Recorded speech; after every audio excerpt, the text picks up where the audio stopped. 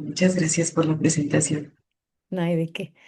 Nuestra primera pregunta el día de hoy es, ¿cuáles son los beneficios y la porción adecuada de la miel? Es decir, ¿consumir miel diariamente aumenta el peso corporal? Fíjate, hacen creo que preguntas muy interesantes. Quisiera compartir con ustedes pues, algunas, una presentación, sobre todo para que sea un poquito más gráfico el ir respondiendo a estas preguntas que me van haciendo. Y bueno, mira, con respecto a lo que comentan, creo, bueno, me gustaría definir a qué nos referimos con miel. Regularmente cuando nosotros hablamos de miel, pues es una sustancia que producen de manera natural las abejas. Principalmente, o la que más consumimos, es la que produce la apis mellifera, que son esas abejitas que vemos comúnmente que andan en las flores. Pero también existen otras especies de las cuales podemos obtener la miel. ¿Y qué es lo que hacen estas abejitas? Ellas van recolectando el néctar de las diferentes flores y lo que hacen es, una vez que lo colectan, ellas con su sistema, con su saliva, lo que hacen es hacer como una mezcla, ¿no? Liban ese néctar para poder procesarlo y después lo regurgitan, ¿no? Entonces, lo regurgitan en los panales de cera que ellos mismos fabrican, ¿no? Las abejitas fabrican y ahí lo van depositando para que esta miel se vaya madurando, vaya, se vaya concentrando todos los componentes, se vaya perdiendo parte de la humedad y finalmente pues tenemos la miel que nosotros consumimos, ¿no? Entonces se dan cuenta, las abejas hacen un proceso de producción ahí para poder tener este producto tan importante que nosotros consumimos. Y realmente creo que es un producto que vale oro, ¿no? Por todos los componentes que tiene presentes, ¿no? Entonces aquí nos preguntaba, ¿qué es lo que principalmente contienen estas mieles? O sea, estas mieles van a contener, pues principalmente como el néctar de las flores, pues va a tener los componentes que tiene ese néctar. Entonces, en ese néctar podemos encontrar muchos compuestos, o sea, se han identificado más de 200 compuestos diferentes que pueden tener, dependiendo de la fuente floral de donde se obtenga ese néctar. Entonces, ¿qué pueden tener? Compuestos antioxidantes, que ya se han platicado mucho en estos webinars, de estos compuestos que tienen la capacidad de inhibir la oxidación que se va produciendo por los diferentes procesos, ¿no? Tanto nuestro mismo proceso de envejecimiento que llevamos, como por pues la contaminación, pues el hecho de respirar, pues estamos induciendo la oxidación y estos compuestos antioxidantes, pues ahí están presentes porque vienen de la fuente floral que se han identificado pues compuestos flavonoides, ácidos fenólicos y compuestos volátiles, ¿no? Que también van a estar ahí presentes. Si nosotros luego detectamos ahí mieles que tienen un aroma diferente entre ellos por los mismos compuestos volátiles que están ahí presentes, tienen lo principal, ¿no? O por lo cual es reconocido, pues es por el contenido de azúcares que están presentes. Y los azúcares que principalmente se han identificado es la glucosa y la fructosa, ¿no? Son los principales azúcares, pero no son los únicos porque pueden estar presentes algunos otros. Y es muy importante esta cantidad de azúcar que tiene porque se sabe que el contenido de azúcar pues va a fluctuar entre un 70 y un 80% de estos azúcares en las mieles, dependiendo, ¿no? Del tipo de miel del cual estemos hablando. También van a contener enzimas. ¿De dónde provienen estas enzimas? Pues principalmente muchas de ellas son enzimas digestivas o enzimas que vienen de la misma digestión de las abejas como de la saliva de las abejas. Entonces, estas enzimas son súper poderosas porque, por ejemplo, la glucosa oxidasa, esta enzima que está ahí presente, pues puede ayudar a combatir algunos microorganismos que pueden estar presentes, ¿no? Entonces, esta miel que fabrican estas abejas lo hacen con toda la mejor intención y la protegen para que no vengan microorganismos o gentes ajenos y se la quieran consumir. Por ejemplo, si vienen bacterias, hongos, levaduras, esta glucosa oxidasa lo que hace es producir peróxido de hidrógeno. Y este peróxido de hidrógeno va degradando la membrana celular de estos microorganismos y va a evitar que justo pues, se puedan crecer ahí. Y por eso anteriormente, o sea, durante muchos años en tiempos de guerra, la miel se utilizaba para cicatrizar, ¿no? Para proteger heridas, porque justo esta glucosa oxidasa que produce este peróxido de hidrógeno ayuda como un sistema de protección, ¿no? Como un guardián ahí. También se ha detectado que tiene péptidos bioactivos. Esos péptidos bioactivos son, eh, vamos a decirlo así, como pequeñas fracciones de proteínas o proteínas más chiquitas que tienen una bioactividad, es decir, que se ha identificado que tienen efectos benéficos en la salud.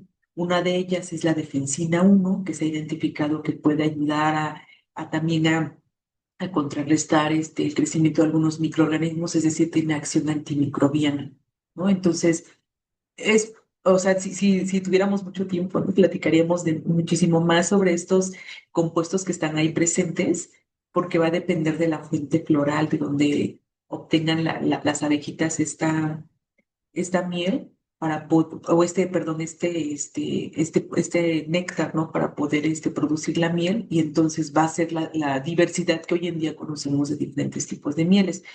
Pero algo muy importante o algo que preguntaban, bueno, ¿puedo consumir diariamente miel? Si lo comparamos con el azúcar refinada que regularmente consumimos, lo que hoy en día se sabe es que la miel, pues no solo te va a proporcionar azúcares, ¿no? O sea, aunque sí es su principal componente porque puede estar presente hasta en un 80% los azúcares, ese otro 20%, principalmente dependiendo del tipo de miel, la humedad en la miel oscila entre un 16 y un 20% de humedad, pero ese resto, ese porcentaje pequeñito que puede ser un 5 un 4%, es todos estos compuestos. Y esos compuestos no tienen que estar en cantidades tan elevadas para tener ese efecto benéfico, porque yo ahorita les comentaba, las enzimas como la glucosa oxidasa puede tener un efecto protector, ¿no? Para ayudar a evitar a que crezcan algunos microorganismos o pueden tener acción antimicrobiana por la presencia de la defensina 1, ¿no? Entonces, aunque estén en pequeñas proporciones, son tan valiosos por el efecto que pueden tener. Entonces, la miel, a diferencia de una azúcar refinada, que en el azúcar refinada, pues, pudiese contener minerales, pero en muy baja proporción. En la miel vamos a encontrar no solo azúcares, sino todos estos compuestos que son benéficos para nosotros. Entonces, si nosotros consumimos 1 o 2 cucharadas de miel al día, no solo nos vamos a llevar el azúcar para endulzar nuestras ensaladas, nuestras bebidas, sino además todos los compuestos benéficos que están ahí presentes, ¿no? Entonces, se sabe que a diferencia del azúcar refinada, el índice glicémico, es decir, dispara mucho menos insulina, ¿no? En sangre. Entonces, eso sería como también algo muy bueno si nosotros consumimos miel para, para, para endulzar o para lo que decíamos, ¿no? Muchas gracias, Diana. Y por ejemplo, para una persona que tiene diabetes o algo así, habría que moderar el consumo de miel, justo precisamente porque el principal componente de la miel es azúcar, además de Sí, que tiene todos estos beneficios, ¿no? Pero si hay una condición médica que requiere una baja en la ingesta de azúcares, sí, ahí sí debería de ser obviamente, consumirlo también con mucha precaución, siempre con el aval médico, ¿no? Si puede o no consumirlo, sobre todo porque estos azúcares, fructosa y glucosa están muy disponibles para su uso y entonces, ahí sí tendría que ser bajo una supervisión médica, si claro, es que tenemos alguna condición especial. de acuerdo. Muchas gracias. La siguiente pregunta es si la miel provoca alergias. Fíjate que ahí, como nosotros, bueno, yo les mencionaba que las abejitas colectan el néctar de las diferentes flores, pues pueden llevarse en sus patitas, o sea, se llevan en sus patitas el polen, ¿no? Entonces, muchas alergias a veces son principalmente a pólenes de diferentes flores. Entonces, a ver, aquí tengo algo que les puedo presentar.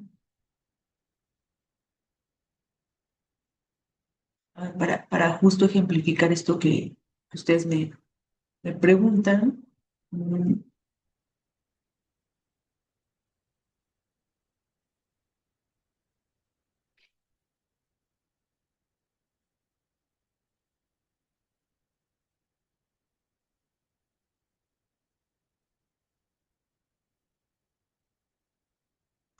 Yo no sé dónde quedó justo, pero bueno, aquí solo mencionar, ¿no? Les decía yo, las abejitas se llevan en sus patitas el polen. Ese polen contiene proteínas y regularmente nosotros, las alergias, pues la alergia es principalmente debida a proteínas, ¿no? A una reacción de la inmunoglobulina E a proteínas. Entonces, si hay polen residual y hay alguna persona que pudiese ser, que tenga alergia a algún tipo de polen, polen de abedules o algún tipo de polen, y que pudiera haber todavía residuos de ese polen en las abejas, de hecho, para detectar o para identificar la autenticidad de una miel, se identifica por el polen que hay ahí presente. Entonces, identifican el polen y quedan así pequeños residuos de polen y bueno, dicen, ah, sí, es una miel auténtica de, ¿no? De tal fuente floral. Entonces, ese polen es el que pudiera causar algún tipo de alergia. Eh, Muy importante porque regularmente también en las mieles podemos encontrar algún tipo de, algunos microorganismos también que puedan crecer ahí. Entonces, lo que también bueno, se indica es que en niños menores a un año o bebés menores a un año, pues no darles a consumir mieles porque todavía no tienen todo su sistema de protección súper alineado o súper fuerte. Entonces, en las mieles inclusive pueden crecer algunos tipos de hongos, levaduras, o por su mal manejo, inclusive hasta Clostridium, botulinum, que pueden generar algunas esporas. Entonces, alguna contraindicación hay, por ejemplo, mucho cuidado, que no lo consuman en bebés, ¿no? Menores a un año. Muchas gracias, Diana. Entonces podríamos decir que si es que la miel causa alguna alergia, no es tal cual por la miel, sino por el polen residual que puede quedar, pues, de todo el Exactamente. proceso que hacen las abejas, ¿no? Exactamente, o puede haber un proceso, aquí pues ya la encontré, o sea, puede haber un Ujú. residual ahí de polen, y entonces si soy alérgica a ese tipo de polen, pues Ujú, seguramente voy a presentar alguna reacción, entonces nada más ahí vigilarlo, ¿no? claro. Y como recomendación general, que niños menores de un año no consuman miel, Ajá, es exactamente, ¿no? por lo que todavía no tenemos ese sistema tan Ujú, fortalecido como los adultos. Ujú. claro, perfecto. Muchas gracias. La siguiente pregunta es si la miel se debe comer fría o caliente, que acá supongo que tendrá que ver algo con las propiedades, ¿no? Nutricionales de Sí, la miel. sí, fíjate que aquí algo muy importante o que quiero hacer mención es que al nosotros tener estos compuestos que están ahí presentes, pues muchos de ellos son termosensibles, es decir, son sensibles a cuando elevamos la temperatura. Sin embargo, en la miel, diferentes organismos reguladores tratan de identificar cuáles son los componentes más sensibles que debemos de vigilar para ver si se afectan justo con el uso de las temperaturas. Entonces, aquí hay dos componentes muy importantes que les voy a platicar, a ver si después se acuerdan de su nombre. Hay uno que se conoce como hidroximetilfurfural o que lo abreviamos como HMF. Y este hidroximetilfurfural se forma derivado de una reacción que ocurre cuando hay presencia de azúcares reductores, como es el caso de la glucosa y de la fructosa, y de aminoácidos. Entonces, nosotros en la miel tenemos aminoácidos, es decir, los aminoácidos son los que componen a las proteínas. Entonces, uno de los aminoácidos más predominantes en la miel es la prolina. Entonces, entre ellos dos, cuando se encuentran el azúcar y este aminoácido, reaccionan y forman este compuesto que se conoce como hidroximetilfurfural. Entonces, de manera natural va a ocurrir esta reacción, solo que los organismos reguladores dicen sí que ocurra, pero hay que evitar que esta reacción continúe. Hay, hay diferentes factores que pueden ayudar a que esta reacción se siga promoviendo y uno de ellos es elevar la temperatura, ¿no? Con respecto a este compuesto, el HMF, hay como un debate porque hay quienes dicen es un compuesto que inclusive puede ser antioxidante, pero también puede ser un compuesto que si se sigue descomponiendo, si se sigue o inclusive uniendo a otros compuestos, puede formar componentes que pueden ser tóxicos para nosotros, ¿no? Entonces debe ser como muy cuidadoso. Entonces, ¿qué es lo que se recomienda? Que nosotros, por ejemplo, si vemos que ya se nos cristalizó nuestra miel, o sea, a lo mejor luego hacemos un bañito María, ¿no? Ponemos a calentar el agua y a lo mejor hasta lo dejamos olvidado y lo dejamos mucho tiempo ahí, a que se empiece a quitar estos cristales de miel que se formaron. Lo dejamos ahí abandonado un buen rato y decimos, ay, no, no, sino que esos tratamientos térmicos que hacemos nosotros en casa, hacerlos con más moderación para que este compuesto no se empiece a formar.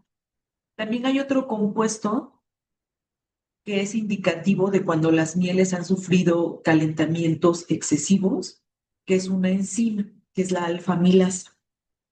Esta enzima, y la alfa-milasa, pues las abejitas de su saliva la depositan en la miel. Y como es una enzima, también es muy sensible a los tratamientos térmicos. Entonces, cuando una miel se ha sobrecalentado, regularmente a nivel industrial, para favorecer el envasado, calentamos la miel para que sea mucho más fácil envasar y evitar tiene una viscosidad pues, ligeramente alta, entonces el envasado cuando está caliente es mucho más fácil a cuando es una miel a temperatura ambiente. Entonces ahí podemos degradar esta enzima. Entonces esta enzima es un indicativo que son mieles que se han sobrecalentado, ¿no? O que han sido mieles que se han almacenado por tiempos muy prolongados y por eso la enzima, la alfa-milasa, se ha disminuido su concentración y el hidroximetilfurfural se ha elevado, ¿no? Por el contrario. Entonces, ¿qué recomiendo? Si nosotros a lo mejor vamos a tomar un tecito y lo vamos a endulzar con miel, pues no lo vamos a consumir a temperaturas arriba de 100 grados, ¿no? Regularmente a lo mejor es como a 45, 50 grados, y como lo vamos a consumir relativamente rápido, no va a haber una afectación tan importante, pues, ¿no? En la miel. Más bien estas afectaciones por temperaturas altas es a nivel de procesamiento industrial o cuando nosotros queremos deshacer los cristales, que a lo mejor los dejamos por tiempos prolongados. Nada más tener como cuidado ahí, pero si es para consumo, que a lo mejor nos preparamos un tecito, pues ni tanto problema. Ujú.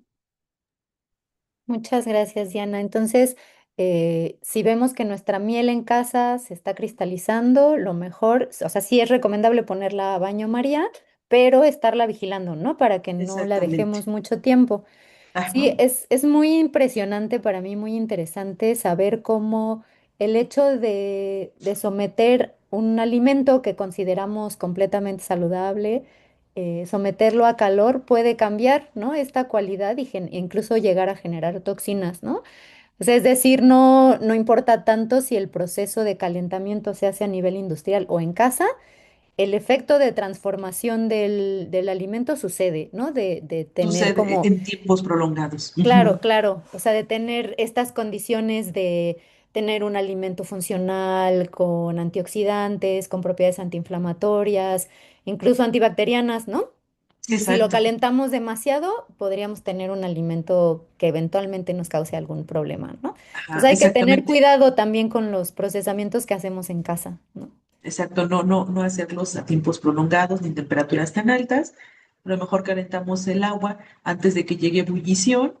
Si tenemos esos termómetros que hay en casa, pues que llegue a 80 grados, lo dejamos ahí momentáneamente, unos 5 o 10 minutos, lo vamos moviendo para favorecer que rápidamente se deshagan estos cristales y consumirlo. Y después de que ya hice ese tratamiento, pues evitar o evitar que esta miel se vuelva a cristalizar nuevamente, ¿no? Ujú. ¿No? Para que Muchas no gracias. estar repitiendo este Ujú. proceso en casa. ¿Y tú recomendarías más el baño María o meterla al microondas unos segunditos? Mira, la cuestión con el microondas es que como no es un calentamiento homogéneo, yo recomendaría más hacerlo en baño María para que asegurarnos que es un calentamiento más homogéneo. Cuando lo metemos en el microondas, se calientan más unas partes que otras, Ujú. ¿no? Entonces, no logramos de que sea homogéneo y ahí a lo mejor alcanzamos temperaturas elevadas en una sección del alimento, pero en otro no, ¿no? Ok, Entonces, preferentemente mejor hacerlo en un bañito. baño María. Muy bien. Nuestra siguiente pregunta es, ¿qué determina que la miel sea de buena calidad? Fíjate, aquí, muy importante, justo y va a depender de la parte regulatoria. Aquí la parte regulatoria nos dice, para que una miel cumpla con criterios de calidad, una miel que sea estable para tenerla en casa, una miel que vamos a evitar que se forme el crecimiento de algunos hongos y levaduras principalmente. Entonces, hay una parte regulatoria que nos indica esto. Ya si adicionalmente tiene algunos otros compuestos, ¿no? Como los que al inicio les mencioné, ya es como algo extra, ¿no? Pero esta parte regulatoria es muy importante. ¿Por qué? Porque si son mieles que tienen una elevada cantidad de agua, son mieles que muy rápidamente se pueden honguear, o sea, le pueden crecer hongos y levaduras, ¿no? Entonces, o sea, como límite es no más de 20% de agua, ¿no? Para justo evitar esto, porque nosotros sabemos que por el alto contenido de azúcares, las mieles,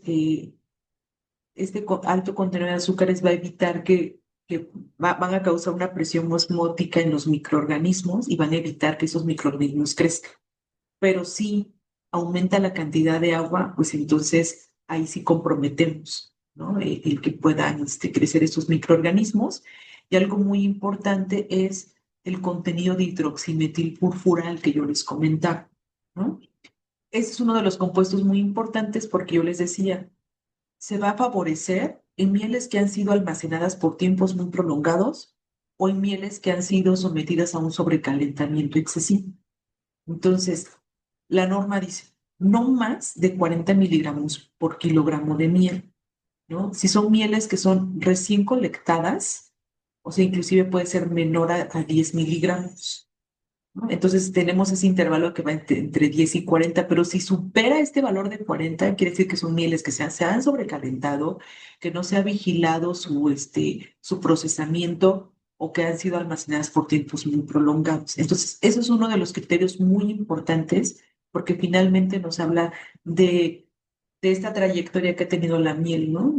Antes de su consumo y el índice de diastasa que es la alfamilasa que yo les mencionaba anteriormente, ¿no? Aquí en la miel le conocen como índice de diastasa, que también, por ejemplo, en mieles que vienen de zonas muy cálidas, inclusive se permite que sea menor a 8, este índice menor a 8, porque por las temperaturas o el clima per se que está en esos lugares, pues a veces no permite que esta enzima pueda estar presente en concentraciones altas. Pero si no es el caso, se espera que esa enzima esté en una concentración aproximadamente de 15, ¿no? Entonces, eso es algo que nos permite vigilar también la calidad de esta enzima y de ahí la presencia de los azúcares reductores. ¿Por qué hago hincapié de azúcares reductores? Porque aquí precisamente es glucosa y fructosa. Deben estar en cierta proporción.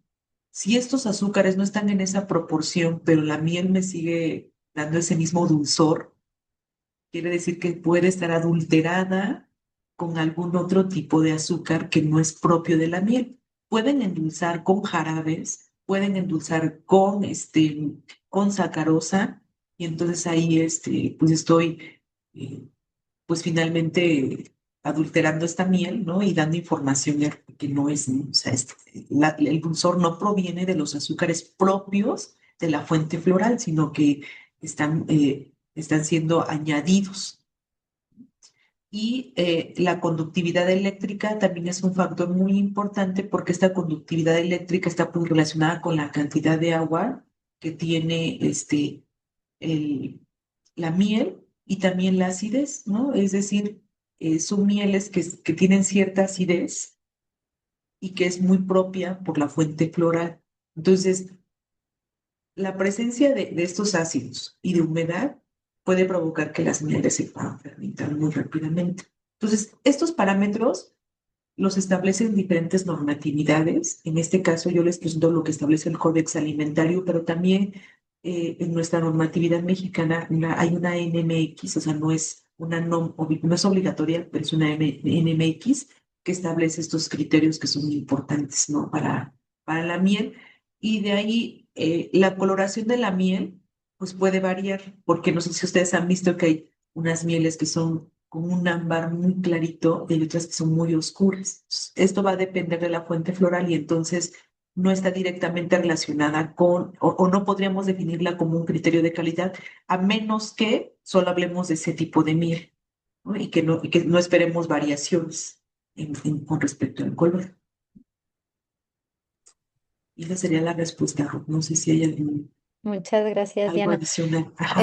Pues no, o sea, solo quizá preguntar como consumidores, pues quizá en cuanto vamos y compramos nuestro envase con miel, pues no podríamos distinguir estos parámetros, Claro. entonces lo que nos queda es pues justo confiar en que hay organismos, tanto nacionales como internacionales, que están regulando la calidad de la miel que compramos. Ujú. La entrada de, exactamente, ¿no? Esta regulación que sería como importante y, por ejemplo, algo que debe suceder de manera natural. Bueno, y esto va a depender de varios factores. Creo que es una de las preguntas también la parte de la cristalización, pero Ujú, regularmente vamos a ver que las mieles cristalizan. O sea, es como un proceso per se que puede suceder en las mieles dependiendo de una relación ahí de azúcares. Pero si son mieles que no cristalizan, o sea, sí hay mieles que no cristalizan por la relación de azúcares, pero también podríamos pensar que pudieran ser unas mieles que están elegantes, o sea, ujú, eh, por la adición de algunos jarabes u otros componentes que claro, también pudiera ser ahí una relación. Si también yo detecto que mi miel, al poco tiempo ya le empieza a crecer hongos, levaduras, pues también seguramente fue una miel que no pasó por esos criterios de calidad. ujú. Y en caso de que alguna miel que compremos en un establecimiento formal, Ajá. tenga adicionado algún jarabe o algo así, debería de estar registrado en el etiquetado, ¿cierto? Exactamente. Esto sí debería de declararse y ya no podría declararse como miel. O sea, Ujú, sería otro producto, pues, ¿no? Por ya la adición. Porque la miel estrictamente, pues, es el producto que la van a saber las cosas, ¿no? A partir ujú, del néctar de las flores. Y ya si dice la adición un jarabe o algo así, ya es otra denominación la que debería de tener. ujú. Gracias. Nuestra siguiente pregunta es si la miel sirve para la ansiedad, para controlar la ansiedad con una pizca de sal. Fíjate que hoy en día creo que nos estamos enfrentando a mucha información o recibimos un bombardero de información a través de diferentes medios como las redes sociales, donde nos ofrecen pues remedios, ¿no? Por así decirlo, ¿no? Que les funcionó algo y lo promueven. Pero yo creo que deberíamos de tener con mucho cuidado con ese tipo de información. Algo que sí es verídico en el caso de la miel es que por el contenido de glucosa se sabe que temporalmente reduce el cortisol. Y esto, el cortisol se eleva regularmente cuando nosotros estamos sometidos a procesos de estrés, de ansiedad, se elevan esos niveles de cortisol. Si nosotros consumimos algo dulce, o sea, temporalmente reduce esta producción de cortisol, pero no es que tenga ese efecto, ¿no? Lo que sí también se ha probado es que los compuestos polifenólicos que están en la miel tienen un potencial neuroprotector que se ha probado de manera in vitro, pero no hay una evidencia clínica que realmente valide que yo consuma miel con una pizca de sal y que pueda tener este efecto para reducir la ansiedad, ¿no? Lo que sí se sabe es que, por ejemplo, el sodio eventualmente ayuda a los neurotransmisores, pero habría que validar en qué cantidad de sal, ¿no? Para poder decir que esto es verídico.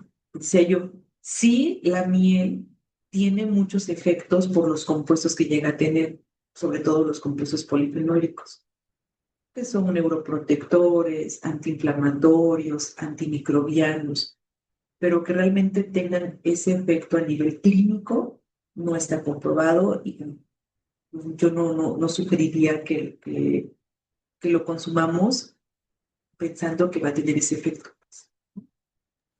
Muchas gracias, Diana.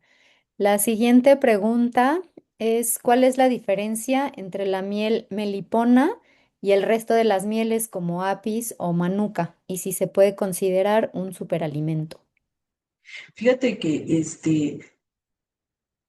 les decía yo, la miel que más consumimos pues es la que proviene de la apis mellifera, ¿no? Que son justo esas abejitas, ¿no? Tan bonitas que las vemos que andan en las flores y es la que más se consume, ¿no? Tiene ya sus características definidas. Sabemos que, por ejemplo, este tipo de mieles, el perfil de los compuestos que va a tener pues va a variar dependiendo la fuente floral de donde obtengan el néctar. Eh, Sabemos más o menos las humedades que nos proporcionan, los pHs, ya más o menos tenemos como identificado dentro de un rango esos parámetros. En el caso de la miel melipona, son abejas sin aguijón, no es una característica que tiene y son regularmente de la América tropical. La humedad que tiene este tipo de mieles son humedades mucho más altas comparadas con la miel de apis mellifera, ¿no? El perfil de compuestos fenólicos es diferente al que vemos en Apis mellifera y se ha identificado que tienen un potencial antifúngico muy alto. Entonces, derivado a este potencial que tiene, se ha ocupado muchísimo como medicina ancestral, este, inclusive para tratamiento de algunas heridas, todo esto ha sido utilizado y el perfil de sabor que tiene, pues un poco varía con respecto a la que normalmente consumimos, porque es un sabor, pues agridulce mucho más complejo de describir que el que nos da Apis mellifera, que es un sabor dulce, o sea, muy distintivo, ¿no? Entonces, la miel de melipona es una miel que no se produce a gran escala y que además son mieles de un costo mucho más elevado que el de apis mellifera. Y con respecto a la miel de manuka, o sea, esta miel de manuka ha sido un boom, ¿no? Ya tiene unos añitos que ha sido un boom esta miel de manuka porque justo las mieles de apis mellifera, o sea, las abejas, perdón, de apis mellifera obtienen la fuente floral es la de manuka, ¿no? Se posan sobre esa flor, extraen el néctar y algo que ha hecho tan importante y tan estudiada esta miel es porque tiene una actividad antibacteriana muy alta por un compuesto que está presente ahí y ese compuesto está presente en esta flor de manuka. Entonces, las abejitas se traen este compuesto y también al momento de producir la miel, ahí se queda y es el metilglioxal. Entonces, este compuesto se sabe que tiene la habilidad también de afectar las membranas de las bacterias y entonces pues finalmente tiene este poder antibacteriano tan alto. Y ha sido tan estudiada esta miel que finalmente inclusive ya hay una escala del factor de Manuka, ¿no? O sea, ya las mieles para los lotes de mieles para decir, bueno, a ver cuánta escala de miel de Manuka hay, o sea, es decir, cuánto hay de equivalente de ese potencial antibacteriano y se evalúa y se declara ya derivado a que ha tenido ya tanto éxito este tipo de mieles, ¿no? Pero yo no dudo que en el sur de nuestro país, en Yucatán, que es tan rico también en la producción de mieles, tengamos alguna miel de alguna fuente floral y que seguramente también ha de tener algunos compuestos muy distintivos y que también lo hagan.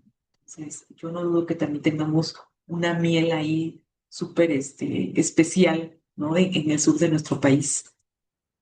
Y con respecto a lo que comentaba, si lo podemos considerar un superalimento o no, aquí creo que también es parte como de la mercadotecnia que a veces se utiliza, pero si no hay evidencia científica de que tiene algún efecto benéfico en algo, como por ejemplo en el caso de la miel de manuka, que sabemos que sí hay un efecto benéfico por la actividad antibacteriana que tiene y que está probada en de forma clínica o in vitro en aves, en diferentes compuestos, no sería bueno declararlo.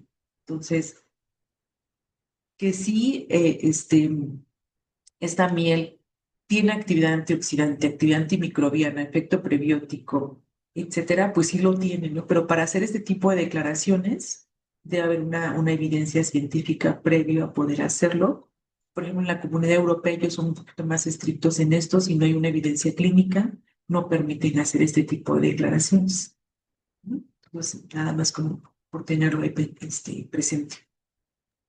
Muchas gracias, Diana. Entonces, la diferencia entre estas mieles, bueno, y entre todos los tipos de mieles que hay, tiene que ver, por un lado, con la fuente floral, que eso deriva en la composición química de la miel, que le da más o menos efectos antioxidantes, antimicrobianos, antiinflamatorios. Ajá, Ajá, y para poder llamarla como un alimento funcional, es decir, que nos aporta algo más, más allá de su base calórica, digamos, se requieren análisis clínicos, ¿no? Entonces es importante tener precaución con las declaraciones con superalimentos, sobre todo porque no hay una definición regulatoria y evidencia científica que respalden esta declaración. exactamente. Ujú. Y aprovechando que estamos en el tema, la siguiente pregunta es, ¿por qué se puede considerar un alimento funcional a la miel? Que ya es como el tema propiamente de nuestra sesión.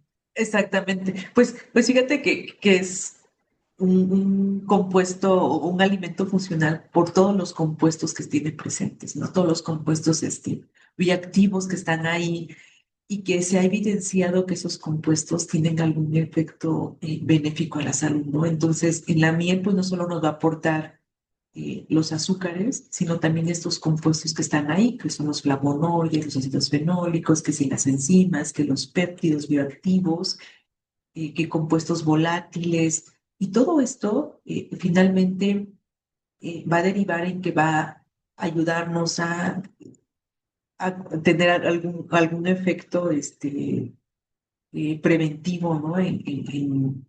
Si nosotros lo buscáramos, pues, ¿no?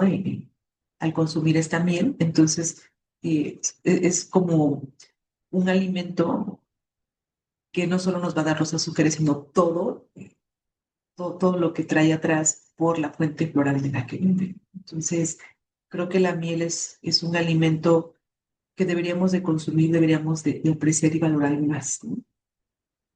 E incluirlo más en nuestras dietas.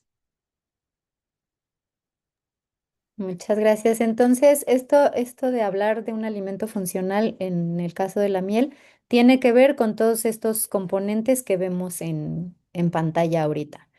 Exacto, Eh, ajá. Y que no solo nos proporciona los nutrimentos que regularmente buscamos, ¿no? Que son carbohidratos, que son lípidos, que son proteínas, sino que además tienen otros compuestos adicionales y que se sabe que tienen algún efecto benéfico en la salud. Ujú, perfecto. Nuestra siguiente pregunta es ¿cómo influye la diversidad botánica en el perfil sensorial, perdón, y nutricional de una miel? Y mira, justo lo que hemos venido ya mencionando, ¿no? Que dependiendo de la fuente floral, pues va a ser todo este perfil que vamos a obtener, ¿no? O sea, no es lo mismo que sea, por ejemplo, una de las mieles europeas como muy consumidas, la de acacia, que es una miel muy clarita, que tiene un sabor dulce muy suave, ¿no? Es una característica por la fuente floral de donde viene.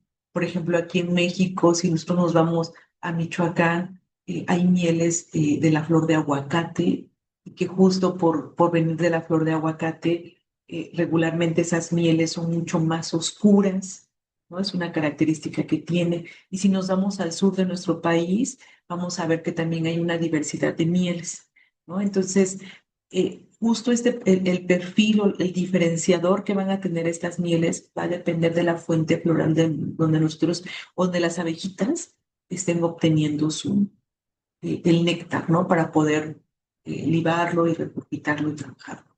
Entonces, eso es lo interesante.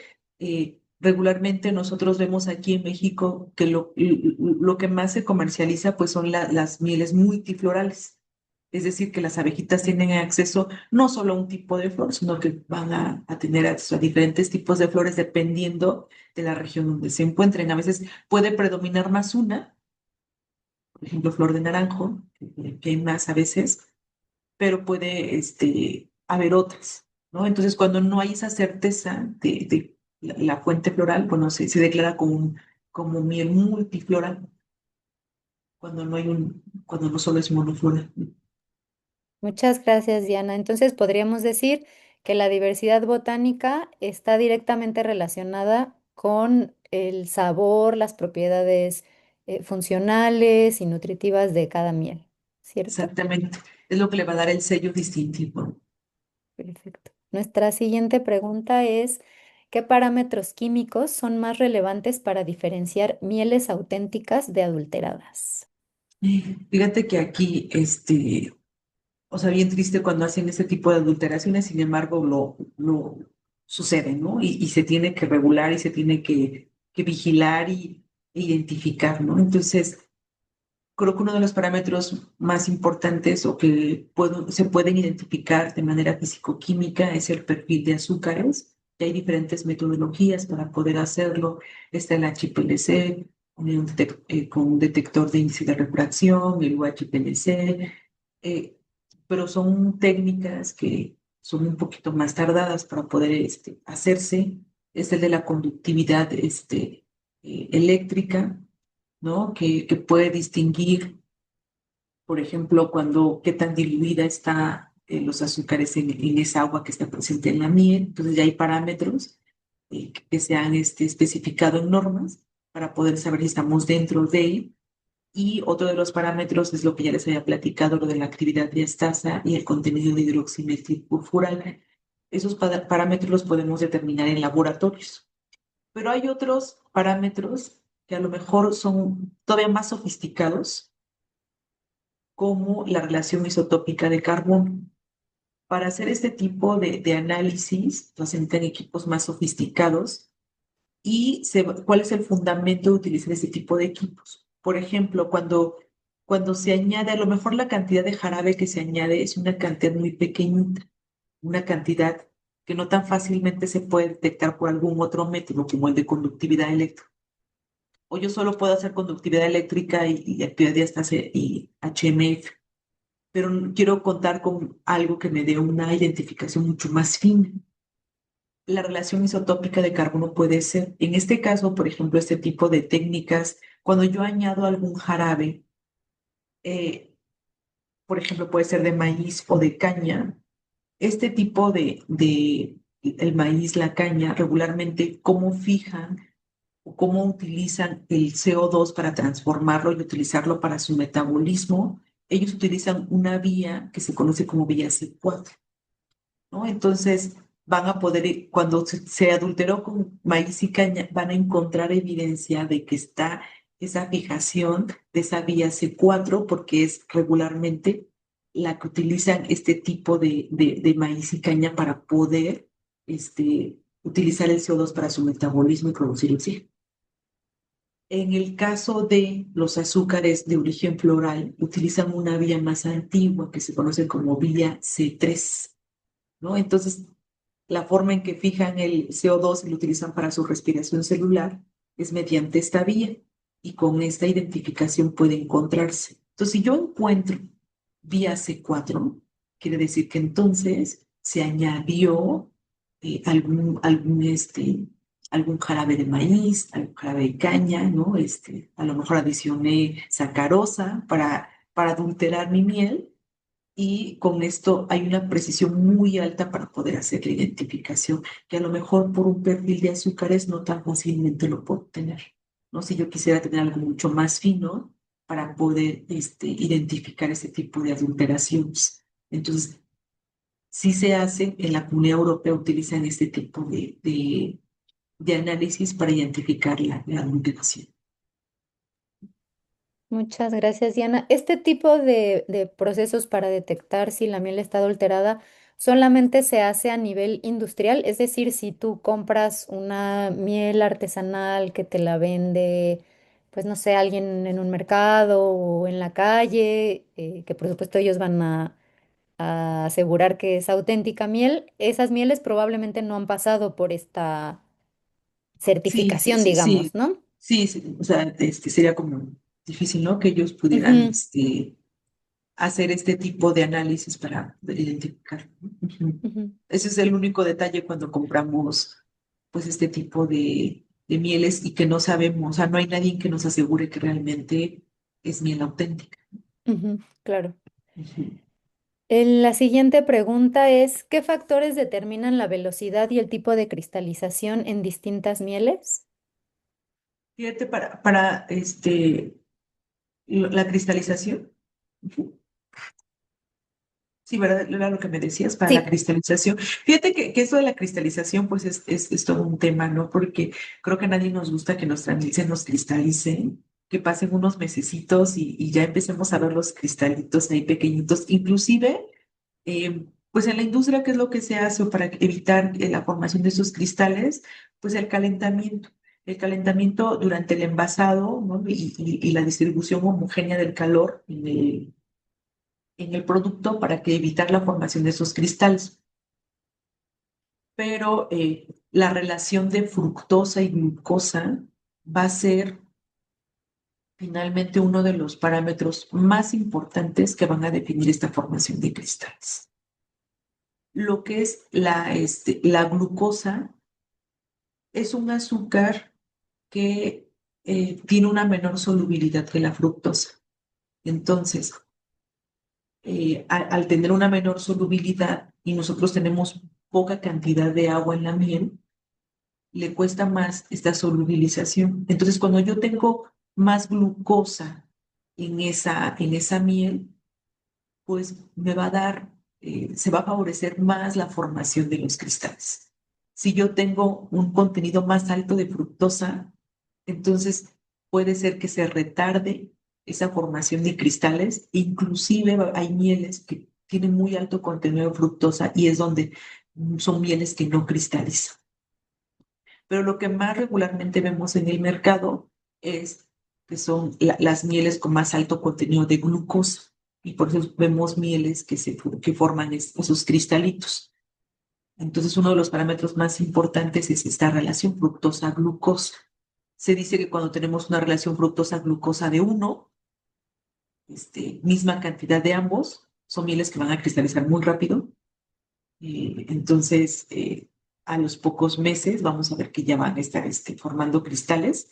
Inclusive nosotros, aunque no los veamos, si tuviéramos un microscopio incluido, pudiéramos ver que ya hay pequeños cristalitos, ¿no? Que está ahí formándose, ¿no? Y que ya esté uno, va incitando a que se forme otro y otro y otro, hasta que ya vemos que ya vemos cristales que ya son visibles, ¿no? A nuestro ojo. Ajá. También que otro factor muy importante, la relación glucosa y humedad, ¿no? Si tenemos una humedad un poquito más alta, vamos a favorecer que esta glucosa se solubilice. Sin embargo, sabemos que no es deseable tener mieles muy húmedas, porque si tenemos mieles con alto contenido de agua, son mieles que pueden fermentarse muy fácilmente. Entonces, ahí como está ese tipo de situaciones, pero les decía, lo principal que es la relación de fructosa-glucosa. ¿Qué es lo que llega a pasar? También las mieles, y esta formación de esos cristalitos se favorece más a temperaturas bajas. Entonces nosotros vamos a ver cuando llegando el invierno y teníamos ahí nuestra miel que apenas se le veían unos cuantos cristalitos, no, pues ya en el invierno, por las bajas temperaturas se favorece más todavía la formación de esos cristales. Son de los parámetros más importantes. Muchas gracias, Diana. Creo que lo que me gustaría resaltar de esta pregunta y de tu respuesta es que la cristalización no significa que esté adulterada la miel. La Sí, cristalización es un proceso natural, eh, pues propio de la miel, ¿no? exactamente. Es por la relación que trae, ¿no? De glucosa fructosa y si es más alto de glucosa se va a dar, ¿no? O sea, se va a dar Ujú. de manera natural esa cristalización y no pensemos que es porque a lo mejor le añadieron, porque yo he escuchado que lo dicen, ay, no es que está adulterada, seguramente trae azúcar, ¿no? Azúcar de mesa, Ajá. pero no, es un proceso natural que ocurre en la miel. Ujú. Muchas gracias. La siguiente pregunta es, ¿qué evidencia científica respalda los beneficios antimicrobianos y antioxidantes de la miel? Mira, la evidencia científica, es decir, se hacen pruebas. Fíjese, ¿cómo hacemos nosotros las pruebas para realmente identificar si tienen o no este efecto? ¿No? Uno dice, bueno, ¿cómo es que realmente podemos probar que existe este efecto y finalmente definir cuál es el mecanismo por el cual están ocurriendo.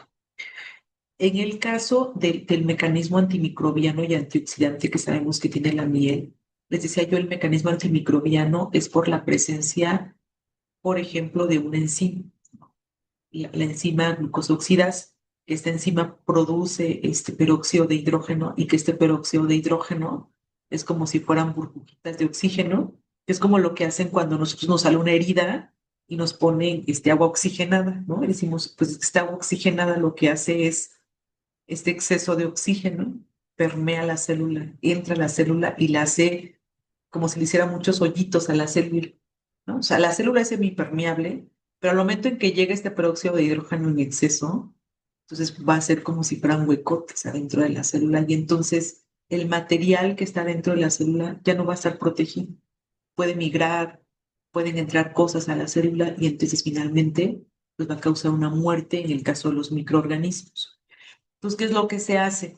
Se prueba con microorganismos como tal. Es decir, si yo ya sé que tiene esta enzima y que esta enzima puede ayudar a combatir algún microorganismo en específico, como puede ser Staphylococcus aureus, Pseudomonas, Escherichia coli, Helicobacter pylori, algún microorganismo, entonces, ¿qué es lo que hago? Yo hago crecer ese microorganismo y le coloco cierta cantidad de miel diluida, ¿no? Entonces le coloco cierta cantidad de miel y veo si realmente hay ese efecto, ¿no? Si realmente redujo el crecimiento de ese microorganismo y en qué proporción redujo el crecimiento de ese microorganismo y qué es lo que puede ocurrir, ¿no? Entonces, en el caso del peróxido perdón, de la glucosa oxidasa es por la producción del peróxido de hidrógeno. En el caso del metilglioxal, que es para la miel de manuka, el mecanismo de acción es, en este caso, este metilglioxal reacciona con proteínas bacterianas desnaturalizándolas, ¿no? Entonces aquí se va directamente sobre las proteínas, se evita que desnaturalice esas proteínas y evita que continúen, ¿no?, con su ciclo de vida esos microorganismos. ¿Qué también sabemos nosotros de la miel? La miel tiene una actividad de agua muy baja. Es decir, al tener baja cantidad de agua y tener una alta cantidad de azúcares, cuando entra un microorganismo a la miel, es como si lo deshidrataran.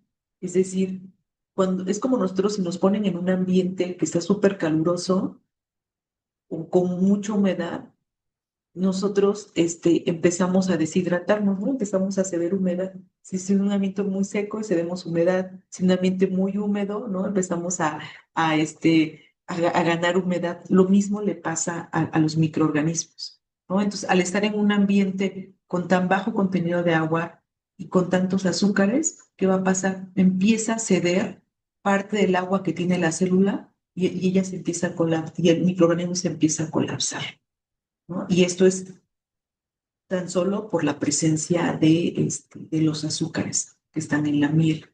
En el caso de los péptidos bioactivos, o sea, se ha visto, por ejemplo, la defensina 1. Esta defensina 1, hagan de cuenta que es como un taladro. ¿Qué es lo que hace? Rompe la membrana citoplasmática de las bacterias gram positivas y entonces las deja totalmente desprotegidas a estas bacterias. Entonces es como un taladro que perfora y al momento de perforarla ya no protege a su material genético y entonces el microorganismo pues muere. Entonces, esos son los mecanismos de acción. Todo esto se valida, se prueba en laboratorios para identificar que realmente hay efectos sobre qué bacterias, ¿no? Y en qué concentraciones permite realmente hacer este tipo de acción. En el caso de la actividad antioxidante, ¿cómo lo hacemos? Nosotros en el laboratorio tenemos agentes antioxidantes que los ponemos en ciertas concentraciones, le colocamos la miel y vemos si realmente disminuye la acción de ese oxidante, ¿no? Si lo reduce, bueno, pues ¿en qué proporción lo reduce? ¿No? ¿Cuánto necesito de miel para reducirlo? ¿No? Entonces así es como se valida a nivel laboratorio. Muchas gracias, Diana. Nuestra siguiente pregunta es ¿cuáles son las principales diferencias entre las regulaciones de miel en la Unión Europea, Estados Unidos y América Latina? Fíjate que aquí sí es un poquito diferente porque la comunidad europea realmente regula muy bien toda esta parte de los parámetros de calidad de la miel, ¿no? Entonces, está muy bien regulado. La FDA no tiene como tal unos límites bien establecidos. Ya ven que anteriormente les había comentado, hay que regular cuánta humedad trae, cuánto hidroximetil furfural, cuánto contenido de la actividad diastasa o del alfa milasa, ¿no? Cuánto trae de acidez. La Comunidad Europea sí lo tiene bien mapeado, bien identificado y tiene los intervalos definidos. Aquí en México tenemos la NMX, ¿no? Que pueden o no apegarse a ella, ¿no? Entonces, en el caso de la FDA, no tiene, o sea, quizás ese sería como el faltante, ¿no? Que no tiene bien establecidos esos límites, cuánto debería de contener o no para vigilar bien estas mieles. Y en América Latina, pues hay algunos organismos reguladores que sí lo marcan. Aquí en México, les decía yo, tenemos una NMX, pero no es necesariamente obligatorio, ¿no? Entonces, parcialmente puede o no, pues, llevarse a cabo. Pues ahí hay como un hueco. Muchas gracias, Diana. La siguiente pregunta es algo de lo que ya nos has venido platicando, y es ¿qué técnicas modernas existen para detectar adulteración con jarabes o mezclas sintéticas en la miel? Pues mira, a mí creo que por acá lo tenía yo, a ver dónde. Hay diferentes métodos que se pueden utilizar para detectar la parte de la adulteración. Obviamente hay quienes trabajan un poquito más para utilizar técnicas mucho más eficientes, acortar tiempos de respuesta, acortar tiempos de materiales, de análisis, ¿no? Entonces, algunos de los que se ocupan, por ejemplo, es el FTIR, que es un método eficaz, es muy rápido y puede ser, y no es destructivo, es decir, colocamos cierta cantidad de muestras y en cuestión de segundos nos da la información. ¿Qué es lo que busca aquí? Por ejemplo, lo que es el FTIR y la resonancia magnética nuclear son como huellas digitales, ¿no? Es como todos nosotros tenemos nuestra huella digital y nos van a poder identificar donde sea. La miel igual, por la fuente floral donde viene, ¿no? Y por la zona donde se produce esa flor, ya tiene ciertos marcadores que van a ser indicativos de que esa miel es originaria de ese lugar, tiene estas características. Entonces, estas técnicas como el FTIR, la resonancia magnética nuclear, nos puede ayudar a hacerlo, ¿no? Con mucha precisión darnos esa información. Solo que, por ejemplo, la resonancia magnética nuclear es mucho más cara que el FTIR, entonces ahí tendría que verse. También hay espectrometría de masas, es decir, para darnos con precisión la composición de todos los compuestos que trae. Entonces, si yo ya sé que viene de esta fuente floral, yo sé que mínimo debe tener estos compuestos fenólicos, estos compuestos antioxidantes, yo espero esta cierta cantidad de enzimas, etcétera. Entonces, ya tengo yo como un, ciertas cantidades de lo que debería de tener y yo lo puedo confirmar utilizando la espectrometría de masas. También está el análisis de metabolomimetría, que también nos ayuda a ver la parte de trazabilidad geográfica y botánica, ¿no?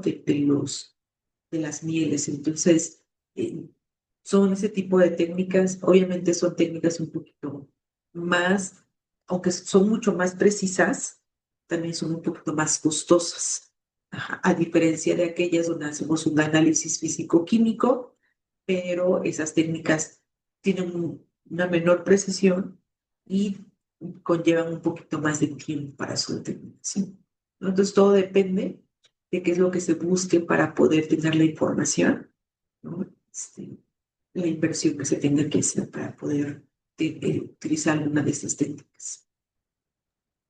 Muchas gracias, Diana. Nuestra penúltima pregunta es ¿Cómo afectan el cambio climático y el uso de pesticidas a la calidad y disponibilidad de mieles? Y si podemos hacer algo como consumidores. Fíjate que sí, que sí es triste, ¿no? La situación que vivimos, porque hoy en día sabemos que tanto el cambio climático, los pesticidas que se están utilizando para que puedan crecer los diferentes puentes florales, pues sí afectan, ¿no? A la larga en la producción de las mieles. Por ejemplo, en el caso de los insecticidas, se sabe que pueden afectar la memoria y, por tanto, los trayectos que siguen las abejas, ¿no? Entonces, las abejas tienen una supermemoria que pueden recorrer muchos kilómetros para ir a buscar una fuente floral y regresar, ¿no? Sin perderse. Sin embargo, se sabe que algunos insecticidas, porque se utilizan, pueden afectar pues esta cualidad que tienen las abejas. También hay algunos ácaros, algunos parásitos que debilitan colonias y que transmiten virus y se pone también en peligro a las abejas. ¿Qué también puede pasar? Hay monocultivos industriales que reducen la diversidad botánica, ¿no? Lo vemos que hay lugares o zonas donde por algún tipo de interés económico, pues se cultiva más algún tipo de cultivo que a lo mejor obtenga un mayor beneficio y esto impide que haya pues esa diversidad botánica que se necesita, ¿no? Y porque las abejitas en sus patitas se llevan el polen y ellas hacen el entrecruzamiento de las diferentes plantas y ahora ya no lo van a poder hacer, ¿no? O ya no lo hacen en lugares donde solo hay monocultivos. Y pues en definitiva el cambio climático pues está desincronizando entre la floración y la actividad. Esto sí realmente está afectando. Eh, ¿Qué podemos hacer nosotros? Creo que es como complicado que nosotros como consumidores tengamos una acción directa, ¿no?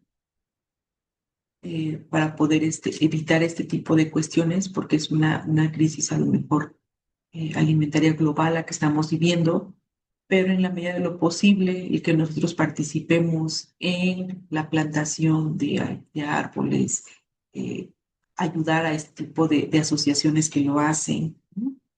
Quizás vamos contribuyendo granito a granito para poder lograrlo. Muchas gracias, Diana. Y nuestra última pregunta del día de hoy es, ¿qué avances recientes en procesamiento o conservación están transformando a la industria de la miel? Fíjate que en esta parte de procesamiento, justo yo durante el doctorado estuve trabajando eh, en cómo procesar la miel para evitar calentamientos excesivos, o sea, no calentarla a las temperaturas que normalmente se calientan en la miel para el envasado y evitar que pues estos componentes como la hidroximetilfurpurada, la actividad de estas se vieran afectadas. Y utilicé, hay varias tecnologías para poder lograrlo y tuvimos muy buenos resultados. Y adicional a eso, o sea, están utilizando como el ultrasonido, la filtración avanzada, el envasar en atmósferas modificadas para evitar también cambios en la concentración de los componentes. Y yo utilizaba una tecnología que era de alta cizalla y con esta tecnología que yo utilizaba, que se conoce como microfluidización, y también utilizaba altas presiones hidrostáticas, lo que buscábamos era evitar la formación de cristales en la miel, sobre todo para mieles que son de exportación, mieles que durante su traslado pueden tener variaciones de temperatura y que cuando llegan al lugar de origen, perdón, al lugar donde se van a comercializar, ya llegan cristalizadas. Entonces, utilizando el ultrasonido, perdón, la microfluidización, las altas presiones hidrostáticas, veíamos una reducción importante de la formación de sus cristales.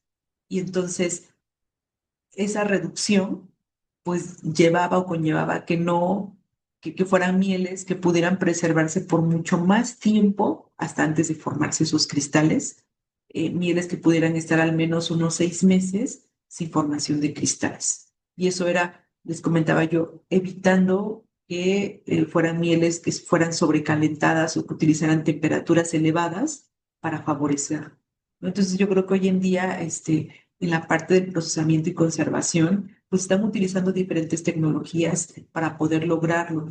Cuando nosotros utilizamos altas presiones hidrostáticas, además reducíamos la carga microbiana que a veces viene per se por la manipulación de los colectores eh, para la obtención de la miel y una carga de hongos y levaduras, aunque es baja, pero que está ahí presente y que con algún tipo de tecnología que no es invasiva y que y que no utiliza elevación de temperatura, se puede lograr como son las altas presiones hidrostáticas. Entonces, hoy en día pues se buscan tecnologías que sean mínimamente procesadas, donde nosotros obtengamos un producto con características deseables que se vean como un producto todavía fresco, ¿no? Al que originalmente se extrajo, pero teniendo la seguridad de que es un producto inocuo, que se puede consumir con toda la seguridad. Muchas gracias, Diana. Pues para ir cerrando nuestra sesión de hoy, quisiera rescatar algunas de los datos que nos compartiste el día de hoy. Que la miel es un alimento funcional porque tiene propiedades antimicrobianas, antiinflamatorias, em, ¿qué más? Antibacterianas. Antibacterianas. Ujú, Ajá, incluso la miel de manuka se utiliza para curar heridas, como decía una de tus láminas. Es importante que procuremos comprar mieles que hayan pasado por un proceso de verificación de que son mieles 100% naturales, es decir, que no han tenido alguna adulteración o que no han sido añadidas con jarabes o con otro tipo de azúcares. En caso de que un producto parecido a la miel tenga azúcar o jarabe, esto tendría que estar especificado en el etiquetado, así que es importante que cuando elijamos nuestra miel revisemos la etiqueta, ¿no? En caso de que elijamos comprar mieles hechas por productores o por distribuidores en mercados o en la calle que solemos encontrar, pues ahí corremos el riesgo de que no sean pues mieles tal cual, ¿no? Y pues estas ujú. mieles probablemente no han pasado por este proceso de verificación y es importante considerarlo. Ya será, por supuesto, decisión de cada quien qué tipo de miel elige, ¿no? ¿Qué más quisiera rescatar? Que es recomendable endulzar nuestras bebidas, nuestros alimentos con miel en vez de azúcar refinada, porque además del sabor dulce y de las calorías que nos aporta la miel y que reconozcámoslo, necesitamos calorías para vivir, nos aporta también Claro. estos otros compuestos bioactivos que nos traen beneficios para la salud.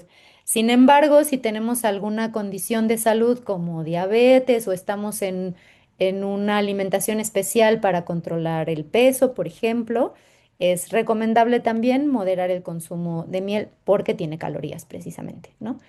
Ujú, ¿Qué más? Hay una serie de procedimientos químicos que son realizados sobre las mieles para poder garantizar su su calidad, ¿no? Y en este sentido de la calidad es importante recordar que la cristalización no es una señal de mala calidad ni de adulteración en la miel, sino que es un proceso natural. Y por así es. último, el asunto de la temperatura. La miel y sus compuestos activos son susceptibles a cambios de temperatura. Entonces, no es recomendable calentarla más allá de 40 grados. Si la vamos a usar en alguna bebida caliente como un té, em, pues es recomendable no hacerlo mientras el agua esté hirviendo, ¿no? Dejarla que se temple un poquito y entonces ya añadirle la miel. Y para quitarle los cristales que suelen formarse, lo más recomendable es baño María con tiempo y temperatura controlada para lograr un calentamiento homogéneo, cosa que no podemos lograr si usamos el microondas. ¿Algo más que se me haya pasado, Diana? No, creo que hiciste un excelente resumen. Muchas gracias. Muchas gracias a ti por acompañarnos el día de hoy, por compartir tan generosamente tu conocimiento.